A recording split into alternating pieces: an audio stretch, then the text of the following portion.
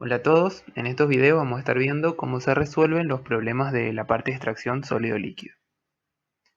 A modo de repaso, la extracción sólido-líquido es una operación en la que se pone en contacto un sólido con un solvente, se deja por cierto tiempo y luego se separan para obtener las dos fases, extracto, que es lo que nos interesa, y el refinado.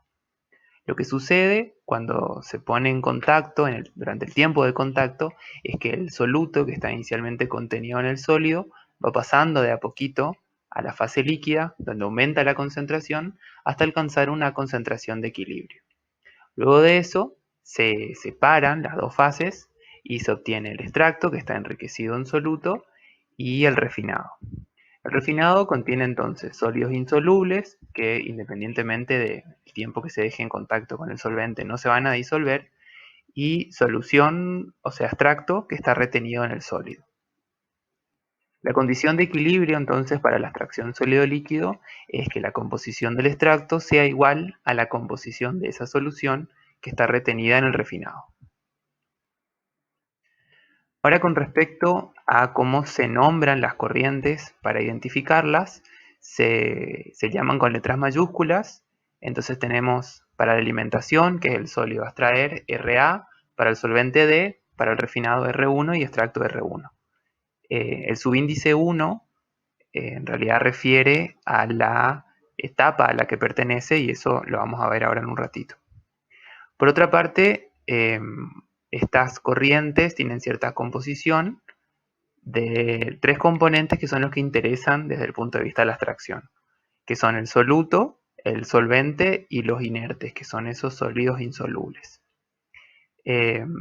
Entonces, para identificar la composición de cada corriente, se usa una letra X para representar la fracción másica de una corriente sólida, como es la alimentación o el refinado, y una Y para representar la fracción másica de una corriente líquida, como es el solvente o el extracto. Y cada una de estas, X o Y, tiene dos subíndices. El primer subíndice indica el componente del que estamos hablando, o sea, soluto, solvente o inerte, y el segundo subíndice indica a qué corriente pertenece esa composición. Con respecto al refinado, habíamos dicho que estaba compuesto de sólidos insolubles, que son los inertes, y de solución retenida. La cantidad de solución que está retenida en refinado se indica con la R, que se llama también índice de retención, que es la masa de solución retenida por unidad de masa de sólido inerte. Esta R puede ser que varíe o no con la concentración de extracto, y esto lo vemos también en un momento. Bueno, los problemas de extracción sólido-líquido se pueden resolver usando distintos diagramas de equilibrio, y el más conocido, el más usado, es el diagrama triangular. El triángulo que se usa es rectángulo, o sea que tiene estos dos lados que son los catetos y la hipotenusa. Y es un triángulo isósceles, o sea que los dos lados son iguales. Cada vértice representa un componente puro, soluto, solvente e inerte. Entonces cada lado representa mezclas de estos dos componentes. Por ejemplo, este lado representaría una mezcla de solvente y de inerte, sin soluto. Entonces, por ejemplo, en la hipotenusa del triángulo se ubican siempre los puntos que corresponden al extracto, porque el extracto es una mezcla de solvente y de soluto, y no tiene inerte. Por eso los puntos del extracto caen siempre sobre la hipotenusa. O en los casos donde la alimentación no contiene disolvente, que no es en todos los casos, cuando no contiene disolvente, los puntos de alimentación están representados sobre este lado, porque va a ser una mezcla de solutos y de inerte sin disolvente. Pero más allá de eso, cualquier punto del diagrama se puede determinar su composición. Lo que se hace es determinar sobre este lado la composición de solutos, sobre este lado la composición de solvente, y la cantidad de inertes se determina por diferencia, sabiendo que las tres fracciones tienen que sumar 1. Decimos entonces que que el diagrama es un gráfico de fracción de disolvente en función de fracción de soluto, porque en estos dos lados se representan entonces las fracciones másicas de soluto y de disolvente. De 0 a 1. El 0 estaría en el vértice que corresponde a los inertes, acá está el 1 para soluto y acá está el 1 para solvente. Y de esta manera se puede determinar, una vez que uno ubicó el punto y trazó estas dos líneas, puede determinar la cantidad de solvente y la cantidad de soluto. Ahora, otra parte importante del diagrama triangular son las curvas de retención, que representan la solución retenida por unidad de sólido inerte en el equilibrio. Estas curvas se determinan experimentalmente en un laboratorio y la forma depende de cada caso, pero existen los casos de retención de solución constante o retención de solvente constante. Nosotros vamos a trabajar en los problemas siempre con retención de solución constante, donde habrán visto que la recta tiene pendiente -1, o sea que es paralela a la hipotenusa, y la ordenada al origen es R sobre R más 1, R es el índice de retención. También en el diagrama se trazan las que se llaman rectas de reparto, que representan mezclas de extracto y refinado en el equilibrio. Entonces siempre se traza una recta que parte desde el vértice que corresponde a los inertes y se ubican los puntos de extracto y refinado. El punto de extracto sobre la hipotenusa y el del refinado sobre la línea de retención. Una vez que ubicamos entonces los puntos, se puede determinar las composiciones del equilibrio tanto para el extracto como para el refinado. Como recomendaciones para trabajar con los diagramas triangulares, pueden usar cualquier hoja que tengan, pero es más fácil trabajar con hojas cuadriculadas porque es más simple hacer las medidas y trazar las rectas. Es recomendable también dibujar un diagrama donde los lados, los catetos, tengan 10 centímetros, entonces es más fácil asociar la medida con la fracción másica que le corresponde, y como es un método gráfico, no es exacto, los resultados que se obtienen pueden tener alguna variación. Por poner un ejemplo de cómo se hacen las mediciones sobre el diagrama triangular, suponiendo que ustedes dibujaron un triángulo que en cada cateto mide 10 centímetros y ya están ubicados los puntos, en este caso del refinado y del extracto, para determinar las composiciones lo que se hace es medir sobre este lado la composición de soluto. En este caso, si esta parte mide 1,4 centímetros, haciendo sobre los 10 centímetros corresponde a una fracción de masa de 0,14. Y de la misma manera, sobre este lado se determina la fracción del disolvente. Se hace igual si se quiere determinar la composición del extracto. Sobre este lado se determina la fracción de soluto y sobre este lado la fracción de solvente. Estas líneas de guiones no es necesario que las dibujen en sus diagramas. Es más, tal vez es mejor que no las dibujen porque después cuando se empiezan a hacer más líneas puede volverse confuso si están esas líneas que solamente les dibujo para que se vea cómo se determinan las composiciones. Bueno, nosotros vamos a ver tres formas de extracción. La primera de ellas es la extracción en etapa simple o extracción en una etapa, que es la forma más sencilla de operar, porque toda la alimentación se pone en contacto con todo el solvente y después de cierto tiempo se separan extracto y refinado, como habíamos visto. Podemos plantear entonces los balances de masa. El balance global es para todo el sistema, donde la suma de las corrientes que entran al sistema se iguala a la suma de las corrientes que salen. Y esto también se iguala a una corriente M, que se denomina corriente de mezcla y es una corriente ficticia, o sea, no es que existe en ningún lugar, sino que solamente se le agrega porque sirve para hacer los cálculos y usar el diagrama. También planteamos el balance de soluto, donde cada corriente se multiplica por la fracción másica de soluto que le corresponde, también la corriente M, y lo mismo para el disolvente. Y a partir del balance de soluto y el del balance de solvente se pueden calcular las fracciones xsm y xdm que sirven para ubicar al punto M en el diagrama. En el diagrama triangular, el punto M se ubica sobre la recta que une a RA con D y sobre la recta que une a R1 con E1. En la intersección de las dos rectas se ubica el punto M.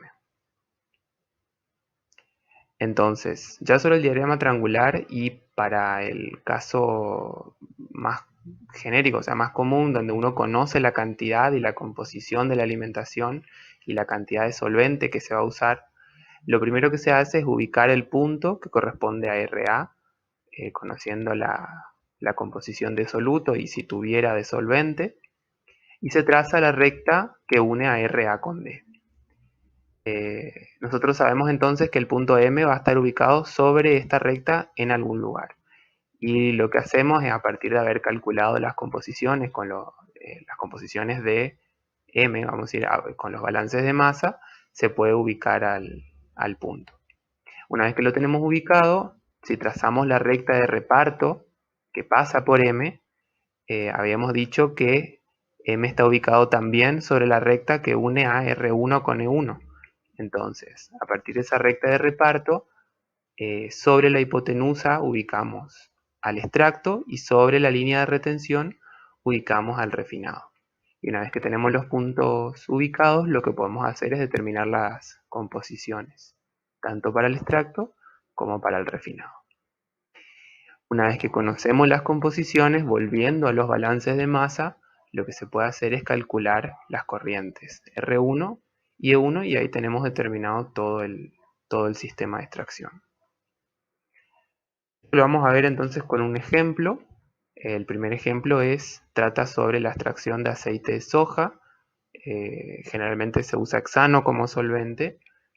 Tenemos entonces que la semilla tiene un contenido de aceite del 30% y se pide calcular qué concentración de extracto se logra y qué cantidad de soluto permanece en el refinado.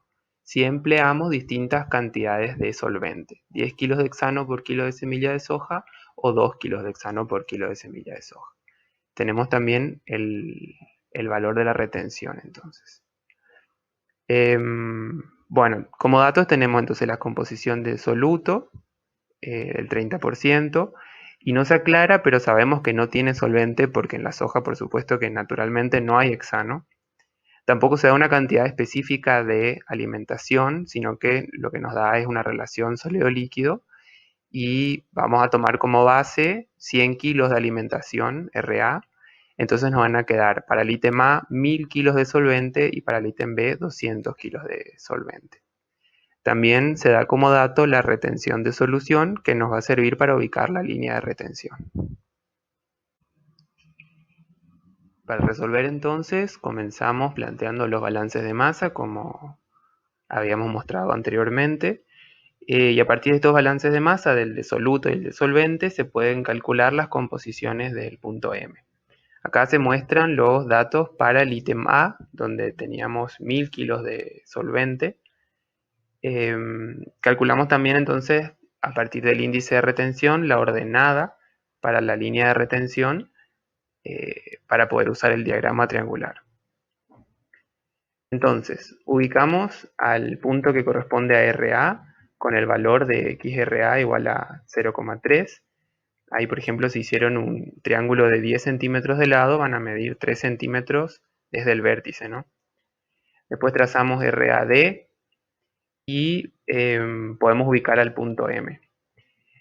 Como sabemos que M va a estar ubicado sobre la recta que une a RA con D, en realidad con solo marcar una de las composiciones de M ya alcanzaría para ubicar el punto, pero les recomiendo que midan las dos para estar seguros, sobre todo cuando las distancias son muy, muy chiquitas como en XSM. Obviamente, independientemente de cuál midan, tiene que coincidir y tiene que caer sobre la recta. Una vez que tenemos ubicado el punto M, se traza la recta de reparto y podemos ubicar a R1, que es el refinado, y a E1, que es el extracto. Y ahí determinamos las composiciones para esas dos corrientes. En realidad el problema pide solamente la composición de soluto, pero también le pongo la fracción de solvente. Estos son los datos para el ítem A. Ahora para el ítem B se hace exactamente lo mismo. La línea RAD es la misma porque no cambió la alimentación, pero se debe volver a calcular el punto M eh, porque cambió la cantidad de solvente. Entonces, una vez que volvemos a ubicar el punto M, trazamos otra recta de reparto y vamos a tener otras cantidades de otras composiciones de extracto y de refinado. En el gráfico le puse a todo un subíndice B para indicar solamente que se trata del ítem B. Y ahí les pongo también las composiciones que encontré yo para R1 y E1. Ahora como resultado, podemos comparar, vamos a decir, las fracciones de soluto que encontramos para el ítem A y para el ítem B. Fíjense que en el ítem A se usó bastante cantidad más de solvente y el extracto que se obtiene, mirando la composición ISE1, en A es más chica. O sea, en B, usando menos solvente, se obtiene un extracto más concentrado. Pero el refinado en el ítem B retuvo más soluto, es decir, la extracción no fue tan eficiente. O sea, como conclusión podemos decir, al usar más cantidad de solvente se obtienen extractos menos concentrados, pero el refinado queda más agotado de solutos. Este segundo ejemplo se trata de la elaboración de té instantáneo, donde se realiza una extracción con agua. Dice, se emplean hojas de té molida como materia prima con un 5% de humedad y un contenido de solubles del 35%. Se van a extraer 50 kilos de hojas de té en una sola etapa y se pide calcular la cantidad de solvente para que el refinado tenga una fracción de soluto remanente no mayor a 0,05%. Y también calcular qué concentración de extractos se logra en estas condiciones. Fíjense entonces, tenemos la fracción de soluto en la alimentación y la humedad.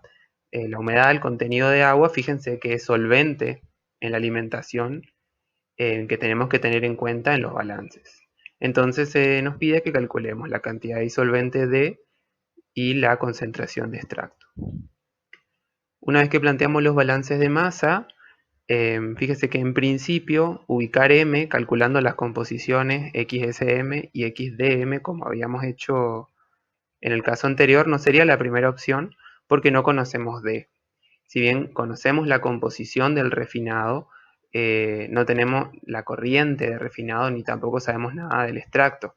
Entonces ubicar M calculando las fracciones de masa de cada componente no sería una opción como habíamos hecho. Pero ahora vamos a ver que con los datos que tenemos ya podemos ubicar a M, porque dijimos que el punto M se ubica en la intersección de las dos rectas, RAD y R1E1. Y ahí vamos a poder determinar, una vez que ubiquemos M, vamos a poder determinar XSM o XDM y podemos obtener a partir de los balances de soluto, como se muestra acá, o también del de disolvente, podemos obtener una expresión para calcular D. Usé el de soluto solamente porque como la fracción de soluto en el disolvente es 0, o sea, el disolvente no tiene soluto, esto se anula y queda una expresión un poquito más sencilla, pero es lo mismo, se puede usar también el balance de solvente. Bueno, ya en el diagrama triangular ubicamos entonces el punto que corresponde a RA. Fíjese que en este caso no está sobre la línea porque se tiene en cuenta el 5% de agua, que es solvente, que tiene la alimentación. Luego se traza la recta RAD y como conocemos la fracción de soluto en el refinado, se puede ubicar R1 sobre la recta de retención. Habíamos dicho que la fracción de soluto en el refinado era de 0,05, o sea que esa es la distancia que hay acá y el refinado se ubica como siempre sobre la recta de retención. Una vez que tenemos el punto R1, trazamos la recta de reparto desde el vértice I que pasa por el refinado y vamos a poder ubicar el punto que corresponde al extracto y en la intersección de las dos líneas ubicamos al punto M. Una vez que tenemos el punto M, ya podemos determinar la composición como habíamos dicho. También podemos, ubicado el punto que corresponde al extracto, determinar entonces la composición. Ahí tenemos los valores, tenemos un 10% de solutos en el extracto y como ya determinamos XSM, a partir de la expresión que sacamos del balance de soluto, podemos calcular la cantidad de solvente necesario D, que es de 156 kilos. Bueno, ahora a continuación vamos a ver los métodos que usan varias etapas.